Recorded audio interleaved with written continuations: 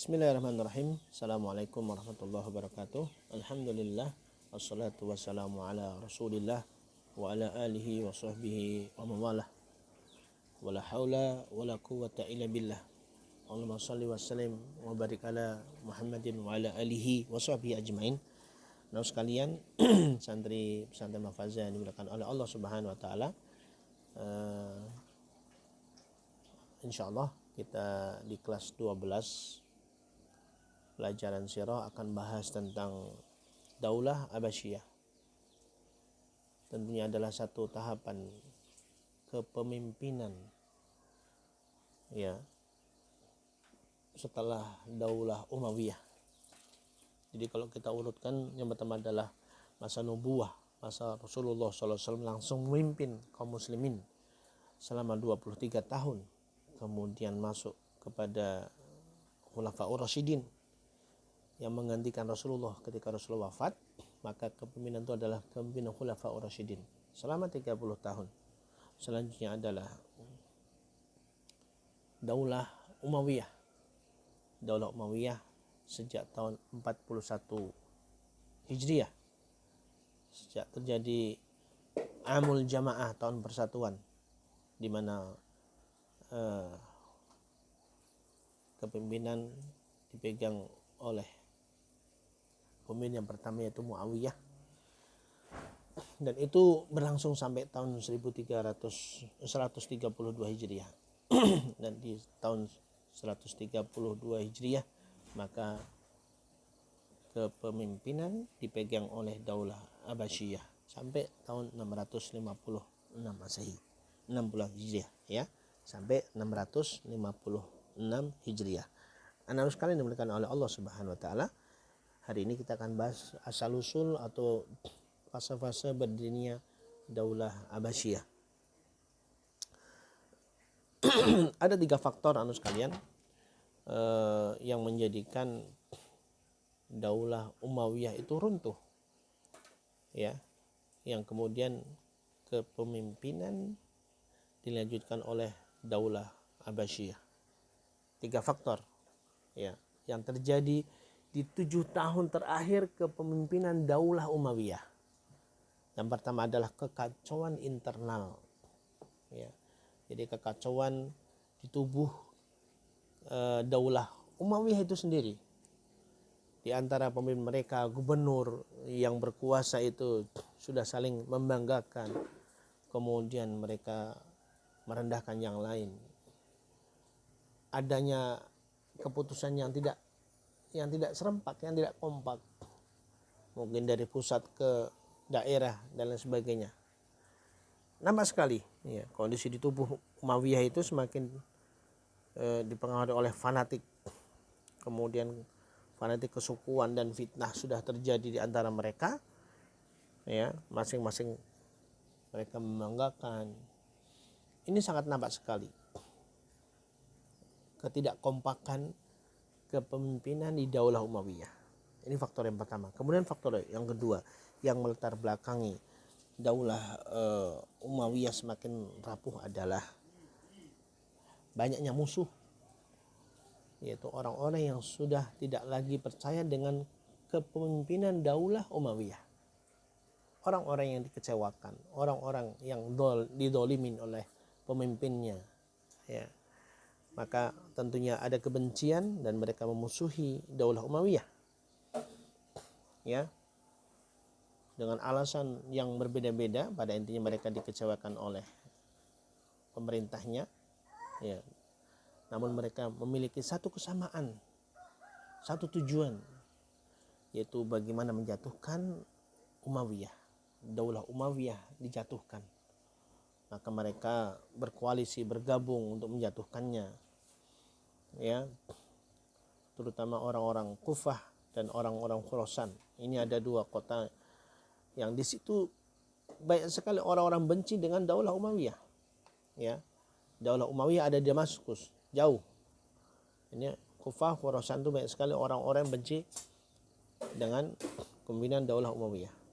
Kemudian faktor yang ketiga yang menjadikan Daulah Umayyah itu runtuh adalah ini Ini adalah kecerdasan orang-orang Abbasiyah melihat internal di antara pemerintah yang sudah tidak kompak lagi. Kemudian banyak musuh yang tidak suka lagi dengan Daulah Umayyah. Nah, lahirnya munculnya ajakan untuk bergabung bersama Daulah Abbasiyah. Ya, ini peluang yang dibaca oleh orang-orang Abbasiyah. Ya, mereka mulai mendakwahkan, mempropagandakan, mempromosikan untuk bergabung bersama Daulah Abbasiyah. Ya. Ya. Dan mereka memperlihatkan fakta-fakta ini loh, Umayyah yang semakin rapuh. Maka saat itulah saat yang tepat bagi Abbasiyah untuk menyatukan, bergabung dalam Abbasiyah. Ya, mereka masuk ke kota-kota, ke kampung-kampung yang banyak orang tidak suka, dan kota yang paling strategis yang banyak benci atau musuhi Daulah Umayyah adalah Khurasan. Maka disitulah Abbasiyah didakwahkan, dikenalkan terhadap masyarakat. Kemudian harus kalian dimuliakan oleh Allah SWT. Bagaimana Abbasiyah berdiri? Ini prosesnya panjang, ya. Dan ini menjadi pelajaran bagi kita, anak sekalian, bahwa tidak semudah itu untuk menjatuhkan kepemimpinan, untuk tidak mudah mengkudeta kepemimpinan yang sah. Maka ini prosesnya panjang. Yang pertama bahwa di akhir abad pertama Hijriah, ya, mulai abad pertama Hijriah itu, ya, ketika orang-orang Abbasiyah mulai memperkenalkan dirinya, menawarkan sosok orang-orang yang ada di belakang Abbasiyah, kemudian sudah mulai seakan-akan memiliki solusi terhadap kekacauan internal ataupun masyarakat pimpinan yang dipimpin oleh Daulah Umayyah. Abbasiyah sudah punya konsepnya, ya. Mereka di bawah pimpinan Muhammad bin Ali bin Abdullah bin Abbas, ya. Jadi orang-orang Abbasiyah menunjuk Muhammad bin Ali bin Abdullah bin Abbas untuk mulai mengatur strategi, memimpin pergerakan itu, ya. Dan mereka memilih Humaimah. Mereka di Humaimah itu berkumpul, desa di Syam, sebagai titik awal dakwah mereka. Humaimah itu Syam secara luas, yang hari ini Humaimah itu ada di Palestina, ya. Dan apa yang dilakukan oleh Muhammad bin Ali? Mereka sudah mulai membuat tim yang solid, ya.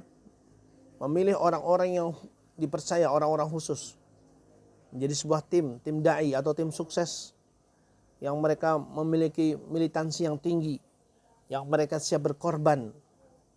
Mereka juga terlatih, ya. Mereka masuk ke dua wilayah, yang pertama adalah Irak, yang kedua adalah Khurasan. Tim ini masuk. Mereka sudah punya program, mereka solid, mereka orang-orang yang siap berjuang habis-habisan untuk di medan pertempuran sekalipun, ya. Sehingga tim ini sangat dikenal karena orang-orang yang luar biasa, ya. Yang di Kufah yang dikenal yang pertama adalah Maisarah al-Abdi Maula Ali bin Abdullah bin Abbas. Yang kedua adalah Bukair bin Mahan. Yang ketiga Hafiz bin Sulaiman. Ini adalah tiga tim sukses atau kader atau dai yang diutus oleh Muhammad bin Ali masuk ke Kufah. Kemudian tim yang kedua, ini juga dikenal, yang masuk ke Khurasan. Yang pertama adalah Muhammad bin Hunais, kemudian Sulaiman bin Kathir al-Khuzai, kemudian Abu Muslim al-Khurasani. Abu Muslim al-Khurasani nanti punya peran besar memulai pergerakan, ya. Nah, ini pergerakan ini dimulai di akhir abad pertama Hijriah. Nah, di tahun 125 Hijriah Muhammad bin Ali meninggal. Muhammad bin Ali meninggal. Maka kepemimpinan dilanjutkan oleh anaknya yang bernama Ibrahim. Ibrahim bin Muhammad bin Ali bin Abdullah bin Abbas. Nah, ini Ibrahim nanti punya strategi lain yang kemudian menghantarkan lahirnya Daulah Abbasiyah. Apa yang dilakukan oleh Ibrahim? Maka Ibrahim berhasil mendakwahkan Abbasiyah di wilayah Khorasan. Ya, ketika dia melanjutkan kepemimpinan bapaknya, ya, yang bapaknya meninggal, itu Ibrahim mampu mendominasi kepercayaan orang-orang yang ada di Khorasan, sehingga orang-orang Daulah Umayyah yang ada di situ mulai terkikis dan runtuh. Ya. Maka di tahun 129 Hijriah Ibrahim sudah semakin percaya diri untuk mulai melakukan perlawanan militer. Ya. Maka beliau mengutus Abu Muslim Al-Khurasani, tim sukses yang dulu ditunjuk oleh bapaknya Muhammad bin Ali, yaitu yang dikirim ke Khurasan, salah satunya adalah Abu Muslim Al-Khurasani, untuk mulai melakukan pemberontakan melawan Daulah Umayyah. Ya. Jadi Ibrahim ini sudah percaya diri, kita punya kekuatan yang kuat, Khurasan sudah dominan dengan orang-orang Abbasiyah, maka kita sudah mulai melawan pemerintahan. Karena apa? Karena pemerintahan di wilayah Khorasan sudah semakin rapuh. Dan betul di bulan Ramadan 129 Hijriah perlawanan pasukan, ya, melawan Nasr bin Yasar dari Daulah Umayyah, ya, melawan kepemimpinan yang di bawah Abu Muslim, yaitu orang-orang Abbasiyah. Ya, mereka yang sudah memiliki kekuatan itu sudah mulai peperangan, pemberontakan untuk melawan Daulah Umayyah. Dan betul tidak lama kemudian Maru, ibu kota Khorasan saat itu, bisa diraih oleh Daulah Abbasiyah. Runtuh Daulah Umayyah yang ada di wilayah Khorasan. Ya, maka pemberontakan itu terus dilakukan. Mereka mulai masuk kota-kota yang ada di sekitar Khorasan itu, yang ada di Khorasan, kota-kota kecil, desa-desa, terus dibabat satu persatu, taklukan, ya, sehingga mereka mulai orang-orang Abbasiyah mulai memilih pemimpin. Satu kota ditaklukkan, di situ dipilih pemimpin untuk bagaimana mengendalikan kota itu, dijaga agar jangan sampai dicaplok lagi oleh Daulah Umayyah. Ya. Ketika mereka mendapatkan satu kota, pilih pemimpin, mendapatkan satu desa, pilih pemimpin, terus agar pemimpin itu bisa menjaga kota-kota atau desa-desa yang telah ditaklukkan. Kemudian, ya, pasukan di bawah Qutbah, ya, di bawah Qutbah bin Syabib At-Ta'i menuju ke Irak. Ya, ini strategi yang kedua. Ibrahim bin Muhammad, ya, sudah mulai bagaimana masuk ke Irak. Ya. Maka perjalanan, ya, dari Khorasan sampai menuju Irak itu, di sepanjang perjalanan, ya, mereka berhasil menumpas Umayyah. Kekuatan-kekuatan pemimpin-pemimpin daerah, pemimpin-pemimpin wilayah yang ada, yang dilewatin oleh Daulah Abbasiyah, itu semua dibabat habis. Ya. Dibabat habis. Bagaimana bisa masuk ke Irak? Ya, masuk ke Damaskus dan bisa menaklukkan pimpinan pusat Daulah Umayyah. Namun anak sekalian, Qatabah wafat dalam salah satu pertempuran menuju ke Irak tersebut. Tetapi Masya Allah, kepemimpinan digantikan oleh anaknya, yaitu bernama Al-Hasan. Maka Al-Hasan melanjutkan, ya, hingga masuk ke Kufah, ya, itu di bulan Muharram tahun 132 Hijriah, bulan Muharram. Maka Daulah Umayyah sudah runtuh. Daulah Umayyah sudah tidak lagi punya kekuasaan. Maka dengan percaya diri Al-Hasan, ya, mengumumkan lahirnya kepemimpinan Daulah Abbasiyah. Itu diumumkan di Kufah, dan saat itu pula dibaiat Abul Abbas di bulan Rabiul Awal tahun 132 Hijriah. Jadi saudara sekalian, perjuangan itu panjang, ya, dimulai dari tahun 125 Hijriah dan diraih, kemudian sampai diumumkan kepemimpinan Daulah Abbasiyah secara resmi, ya, itu di tahun 132 Hijriah. Ini adalah perjalanan panjang yang selanjutnya kepemimpinan umat dilanjutkan oleh Daulah Abbasiyah. Demikian anak sekalian, pelajarannya pertama sebagai muqaddimah Daulah Abbasiyah. Mudah-mudahan antum bisa paham dan bisa mengerti, dan tentunya banyak pelajaran dari tema hari ini. Yang pertama yang bisa kita ambil hikmahnya, bahwa kezaliman yang muncul dari orang-orang Daulah Umayyah, ya, yang mungkin dari pemimpin wilayah, dari gubernurnya atau dari siapapun, kemudian itu dibiarkan, kezalimannya dibiarkan oleh pusat, ya, maka sunatullahnya dalam sejarah bahwasanya kezaliman adalah sebab kehancuran. Allah Subhanahu wa taala berfirman, wa tilkal qura ahlaknahum lamma zalamu wa ja'alna limahlikihim mau'ida. Dan penduduk negeri, ya, ketika telah kami binasakan ketika mereka berbuat dolim. Jadi penduduk negeri itu dibinasakan oleh Allah Subhanahu wa taala karena berbuat dolim, dan telah kami tetapkan waktu tertentu bagi kebinasaan mereka. Surat Al-Kahfi ayat 59.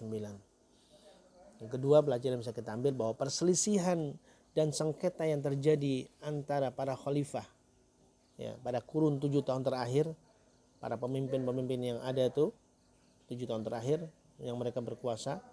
Nah, sebab inilah, latar belakang inilah yang sudah cukup sebagai sebab membuat hancurnya dan musnahnya kepemimpinan Daulah Umayyah.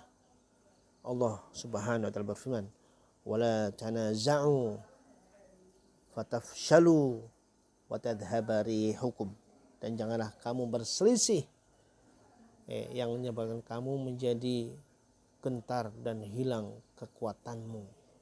Anda bisa buka surat Al-Anfal ayat 46. Mereka bersengketa maka lemah. Mereka berselisih di antara mereka di hadapan pimpinan, maka hilanglah wibawa kepercayaan masyarakat terhadap mereka. Yang ketiga, pelajaran yang bisa kita ambil adalah bahwa sebagai khalifah yang di akhir-akhir memegang kekuasaan di Daulah Umayyah itu, ya, mereka ternyata banyak melakukan kerusakan dan dosa-dosa besar. Mereka sudah tergiur dengan dunia, ya, kemudian mereka sudah melalaikan hal-hal yang prinsip dalam Islam, ya, terjerat dalam gaya hidup mewah yang penuh dengan kelezatan, maka menjadikan keruntuhan Daulah Umayyah. Wa idza aradna an nuhlika qaryatan amarna mutrafiha fafasaku fiha fahaqqa 'alaiha al-qaul fadammarnaha tadmira.